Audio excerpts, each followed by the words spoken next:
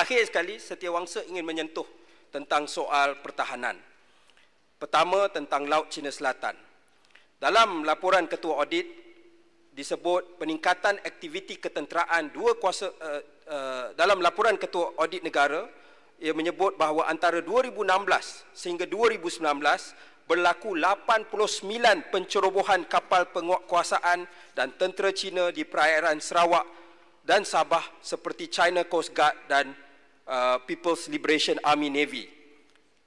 Tetapi malangnya 10% kapal dan bot agensi-agensi penguatkuasaan negara rosak dan tidak dibuat penyelenggaraan kerana kekurangan peruntukan. Insiden terbaru melibatkan kapal gerudi West Capella yang dioperasikan oleh Petronas di zon ekonomi eksklusif Malaysia yang telah merisaukan kita semua. Laksamana Maritim Datuk Muhammad Zubil Maksum, Ketua Pengarah Agensi Penguatkuasaan Maritim Malaysia, mengesahkan pada 16 April 2020 kapal penyelidikan dan tinjauan Hayang DZ-8 telah memasuki EEZ Malaysia. West Capella telah terlibat dalam insiden dengan kapal dari China ini dan juga kapal-kapal lain daripada pengawal pantai dan militer China. Seterusnya, Amerika Syarikat dan Australia telah menghantar kapal ke perairan Laut Cina Selatan. Setelah beberapa orang termasuk mantan Menteri Luar Negeri Datuk Seri Panglima Anifah Aman dan saya membangkitkan isu itu secara terbuka, akhirnya Yang Berhormat Sembrong menjawab dengan meminta ketenangan dan kestabilan. Bertindak balas secara pasif terhadap insiden ini tanpa melakukan atau mengatakan sesuatu bukanlah pilihan untuk menangani isu ini. China akan terus membuat tuntutan berdasarkan 9-dash line meskipun Tribunal Antarabangsa di Hague telah pun memutuskan tuntutan ini tidak berasas. Walaupun hubungan yang erat dengan China adalah penting, kedaulatan dan integriti kawasan kita perlu dipertahankan. Setiawangsa mengambil maklum Menteri Pertahanan kita Yang Berhormat Bera telah mengadakan perbincangan menerusi telefon dengan rakan sejawatnya dari China pada 15 Mei 2020.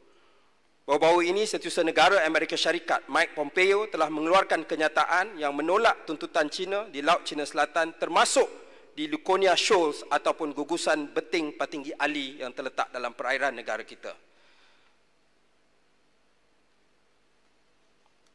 Penyelesaian pelbagai hala melalui ASEAN adalah jalan untuk kita bergerak ke depan. Walaupun terdapat beberapa negara ASEAN yang mempunyai tuntutan bertindih di Laut Cina Selatan, kita ada banyak kepentingan bersama dalam mempertahankan order berasaskan peraturan, rules-based order, khususnya Konvensyen Undang-Undang Laut PBB. Saya berharap kerajaan dapat menyatakan pendirian dan strateginya mengenai bagaimana mencegah pencerobohan ke atas EEZ kita daripada berlaku di masa depan, terutamanya dalam konteks berhadapan dua kuasa besar dunia. Akhir sekali, Setiawangsa ingin menyentuh tentang isu Littoral Combat Ship ataupun LCS. Setiawangsa bersetuju dengan Yang Berhormat Pasir Mas bahawa isu LCS ini adalah isu yang amat mustahak dan serius buat negara kita yang harus diberi perhatian oleh kerajaan. Sebagai latar belakang,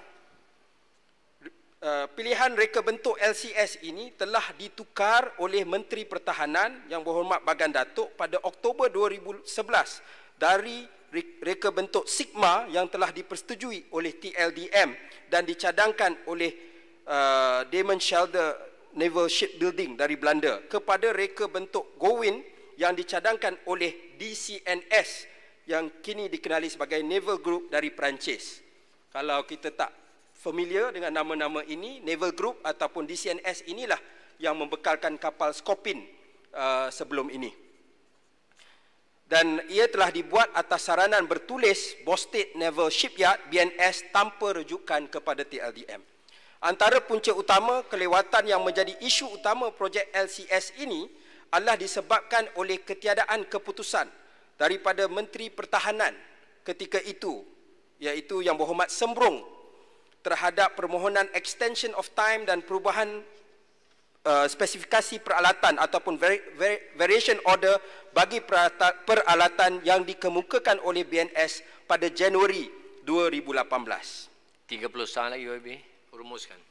Jadi masalah projek LCS ini, nilai dia ialah sebanyak 9.1286 bilion. Di dalam pendengaran yang kita buat di dalam jawatankuasa terpilih dan sebagainya, secara umumnya boleh diputuskan projek ini tidak boleh diteruskan tanpa ada suntikan lagi daripada kerajaan. Bermakna kerajaan kena tambah lagi wang. Dan implikasi dia adalah besar. Pertama, dari segi keselamatan negara kerana keperluan TLDM terhadap kapal LCS ini. Kedua, kebajikan anggota dan veteran tentera kerana LCS ini melibatkan BNS yang dimiliki oleh Borsted menerusi BHIC dan juga dengan LTAT secara langsung yang menyebabkan ini akan memberi kesan kepada LTAT yang merupakan wang persaraan untuk anggota tentera. Ketika saya habis sikit lagi perenggan terakhir, ketika Pakatan Harapan mentadbir Jatuhan Kuasa Siasatan Tadbir Urus Perolehan dan Kewangan Kerajaan JSTU-PKK yang diketuai oleh Tan Sri Amrin Buang telah menyiasat kes ini dengan mendalam.